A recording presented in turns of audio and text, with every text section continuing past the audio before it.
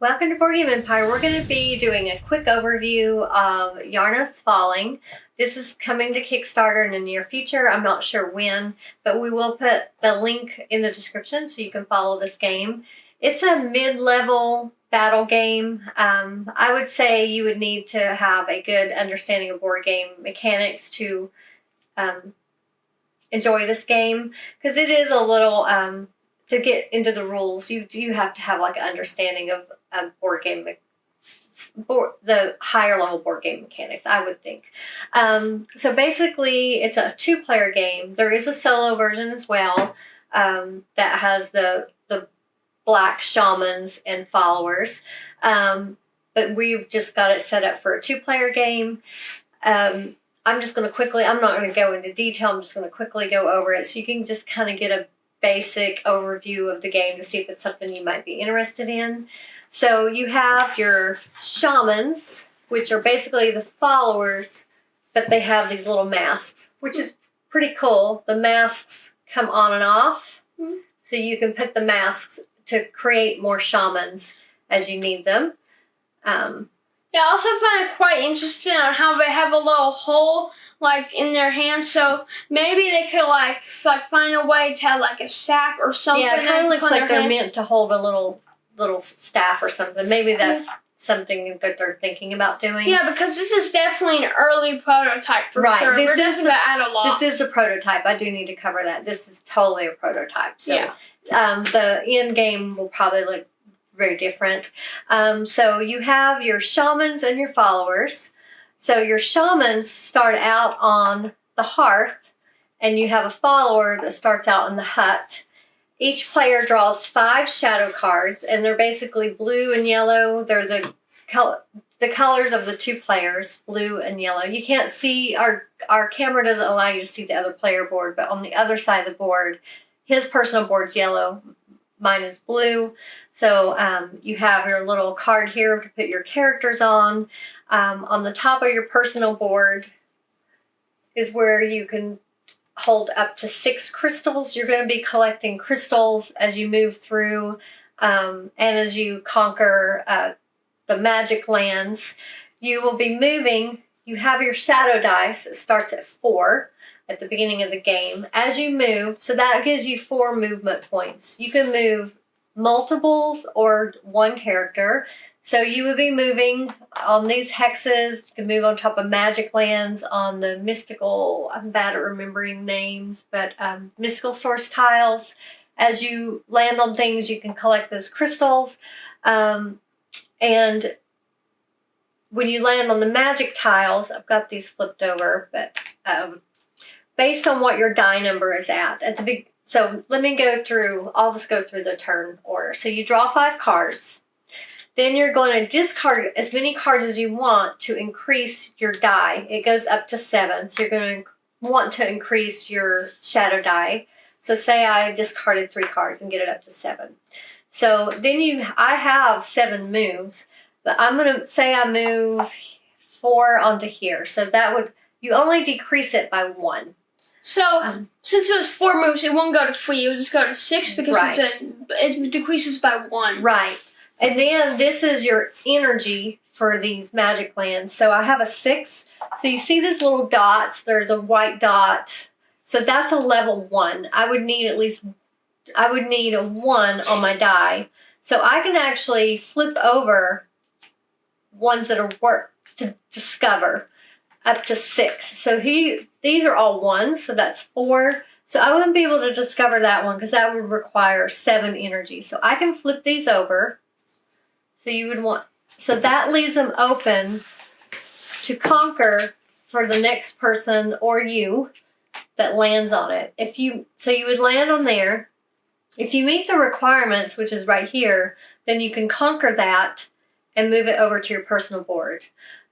You're trying to, the way to win the game is filling up your personal board with these magic lands, 6 of them, or conquering all of your opponent's followers and shamans through the battle board.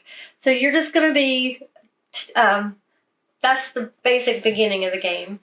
Then you can battle if you are in sight of an opponent. straight line sight, you can battle them, and you would go to the battle board. They also lose the game if they lose all 4 of these crystals. They're called forget what those crystals are called.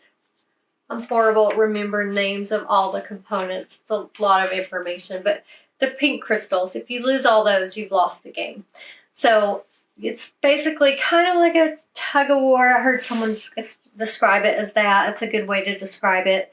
You're using crystals. The green crystal allows you to imitate an opponent's green land. The red crystal, you can sum the value of 2 dice. The orange one allows you to roll battle dice. When you roll the battle dice, you're going to be either increasing your number here or decreasing theirs. So if you whatever number you roll is how much they're decreased. So I decreased him by 3 there. So he's already starting out at -3. And you just you battle by playing cards of your opponent's color. And you just go through, I'm not going to go into details about the battle, but that's a big part of the game is battling and collecting these tiles, collecting resources. And there's also, after you go through that, there is a thing called Fate. It's movement consequences where you can activate a mystical source, which is right here, the mystical sources. Conquer a green or orange magic land. That's what the Fate is when I was talking about that. Or play a magic battle, evoke, or the way you evoke a character is you have to travel all the way to your opponent's hearth. If it's empty, great. You can either bring in a shaman or a follower. If it's not empty, you have to battle them first to empty it. If you beat them, then you can evoke a character. And they have a nice little player aid for hours that kind of tells you how to do all that. So that's how you bring in new characters, is by traveling to your opponent's hearth. All the while you're going to be acquiring points, victory points. And if you both survive, the person with the most victory points will basically win the game. So that's like the game in a nutshell. Oh, and at the end of the end of your turn, you reduce your shadow die to 1. It's called the fatigue, and then you just start over with a new round. So, hopefully that was enough to give you a feel of the game. Yeah, the game is I will say, it's visually appealing.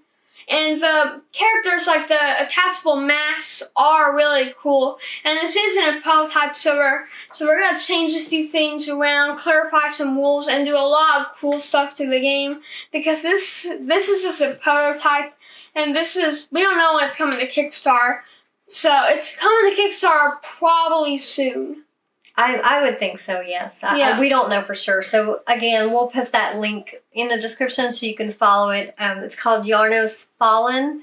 They were nice enough to send us this prototype to cover. And so it's definitely, if you like battle games, it's a 2-player battle game. If you enjoy those, and it does have a solo mode as well, you should definitely check this out. I know they've got a YouTube channel that has teasers on it that kind of gives you, and I think they're doing a series where they're doing a series of episodes where they're going to kind of, I guess, expose a little more about the game.